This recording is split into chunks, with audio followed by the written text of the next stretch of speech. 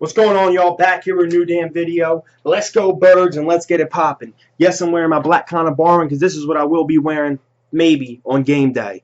We're doing a blackout once again, and I know other fan bases are like, the blackout? What the fuck? Who gives a shit about that? The blackout, I like the idea because it gets the players hyped up, just like we versus Seattle last year, which is really freaking rigged in my opinion because look at it. Last year we beat the Giants, we shut them out wearing all black. Blackout.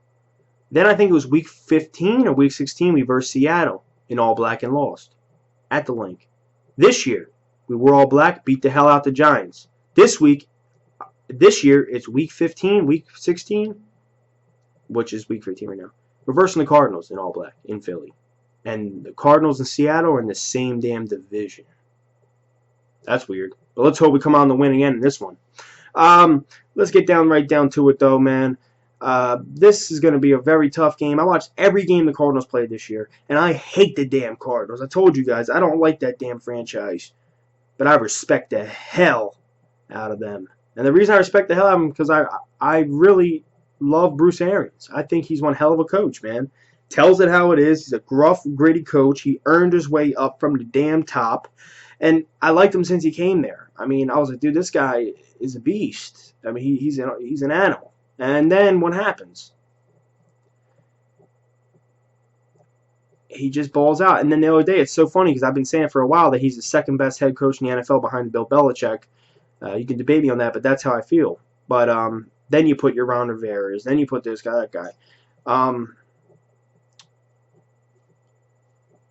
I saw his football life the other day, and it's funny because I always was a fan of Bruce Arians, and I saw football life, and it made it even more clear to me this guy is a beast head coach.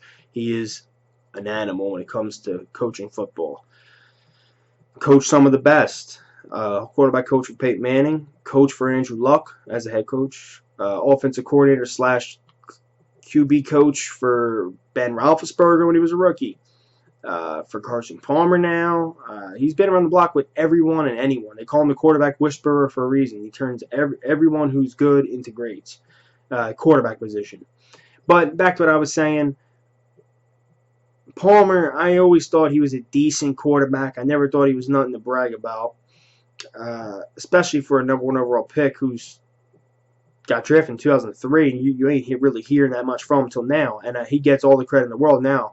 I mean, 32 touchdown passes, 9 interceptions. I mean, he leads. He's second behind Brady in touchdowns in the NFL. He's an MVP caliber quarterback right now, and he's balling out. The only thing we got to do now to certify his spot in the NFL right now is see what he does in the playoffs, because he hasn't been in the playoffs, I heard. He hasn't been in the playoffs his whole career. So we got to see what he can do there, and then that will solidify to me if he's a legit good quarterback in the NFL.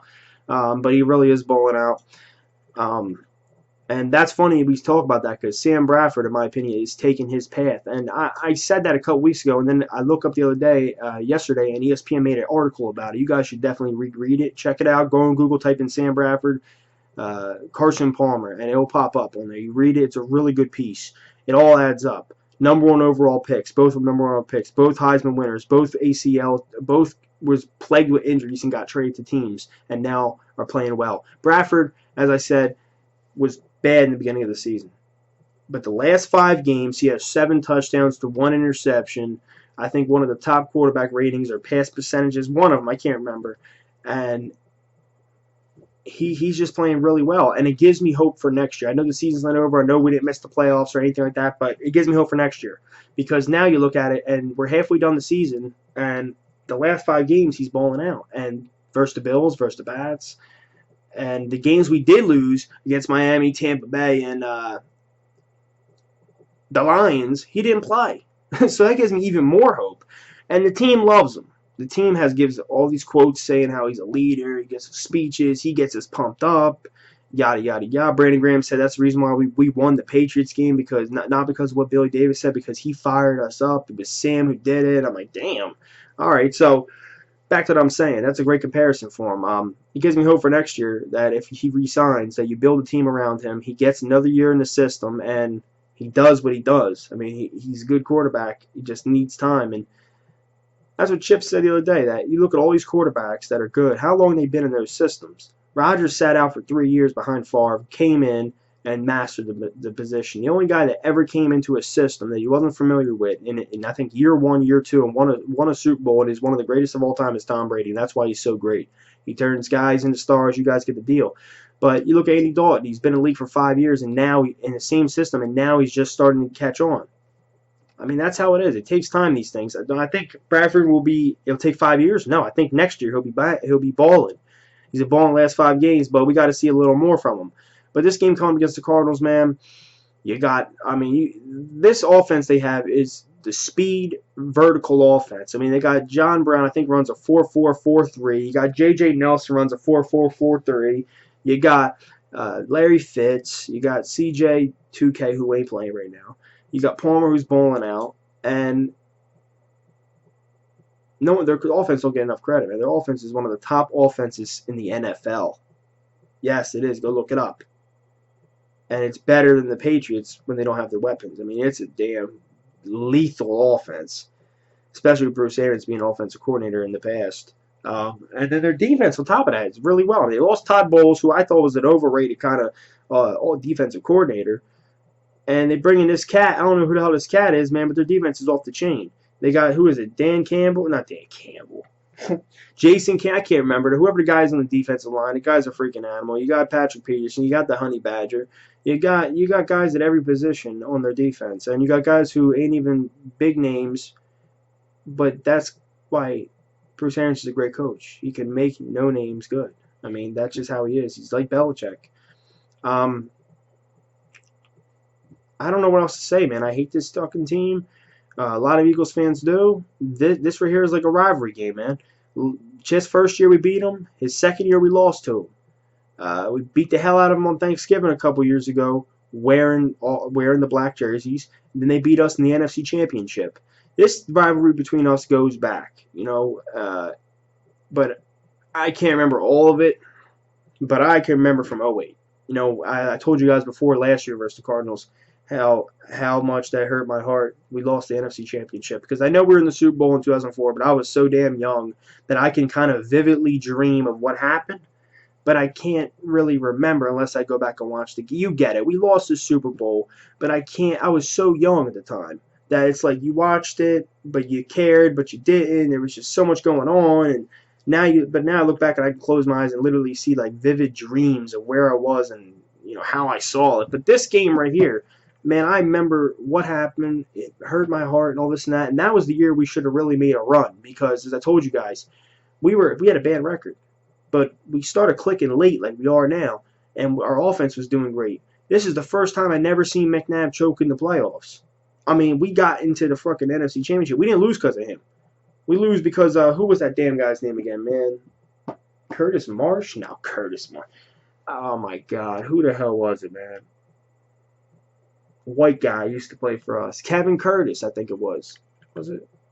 Whatever. You guys get the point. He dropped the football. Whatever. That was the year to take the run, and I remember that game to this day. And then last year was a heartbreaker versus them, man. They pulled out a close one, and it was a great game though to watch. Nick Foles was bumming it up, throwing picks out the ass. But this year, man, if we want to solidify ourselves and be a top standing team, or we want to try to go on a real good playoff run, we got to beat the Cardinals. I mean, we did beat the Bills and Patriots, so I give us a little bit of credit, even though if we lose to the Cardinals, which I think we do lose, but I don't want to jump the gun. I want to just stay on the fence. I got hope because of those 2 wins, but we'll see what happens. I'll tell you right now, we beat the Cardinals. We run the table. We beat the Cardinals. We beat the Redskins. We beat the Giants. Maybe we'll see what happens come the Redskins and Giants. I'm not just jump the gun, but this is a really good football team, and it's going to be one hell of a battle unless we don't put up a fight. And that's what I want to see. We got to see goddamn heart because this is a top team in the NFL. This is a team that can win this damn Super Bowl this year. Seeing how kind of weak the AFC is and how many overrated teams are in that division. And then in this division, you got some overrated teams. So we'll see, man. This shit right here, man, this game is going to be a tough one. And I have nothing really to say. Sam Bradford just hit those damn receivers, and receivers catch footballs. Just please catch footballs. I mean, come on. There was 3 third-down conversions right there that were dropped. Zach Ertz should have had a ball, didn't look on time, drop. Nelson Aguilar had 2 drops on third down to convert the ball. I think Sproles also had a drop on third down. So you got to clean that up, and you got to clean it up fast. O-line needs to step up. This D-line is ferocious. Bradford, please protect the football and keep yourself protected also. We don't need you going down because, for God forbid, we don't need no damn Sanchez in there. That's about it. And Larry Fitz, man, he's going to get his, okay? Let's just put it that way. Dude's one of the best receivers ever. And I hate him, but I respect him because of how good he is. But his nickname is the Eagles Killer. And he's always been our kryptonite. He's our kryptonite. Just him. Not the whole Cardinals. Just him. I mean, it could be 3rd and 22, and all we need is to sack him one more time. We win the game. Or, stop the play. And Carson Palmer could throw a bomb to the sidelines, and Larry Fitz can make a one-handed Odell Beckham-type grab to keep him in the game. I mean, that's just how he does it. The stats don't show him versus us, how good he is, but it shows the stuff he does. Makes the key first downs, makes the key plays when needed versus us. I think he has the most touchdowns in his career versus us, dude. And that's just sad. But I would put Eric Rowe on him. F all that Maxwell shit. That's about it. Like this video, subscribe. Let's go Birds. I'm pumped up for Sunday night. And I just hope nothing goes sideways, man. I don't want to see a shit show out there. Put up a fucking fight, Philly. Hey, Ballman, I'm rocking your jersey for a reason. Make the defense the vocal point of this fucking team. Let's go Birds. Also, if you want to follow me on Twitter, it's below in the description. Check me out there. I'm always talking Birds. You can write me whenever you want. We can chat, whatever. Peace.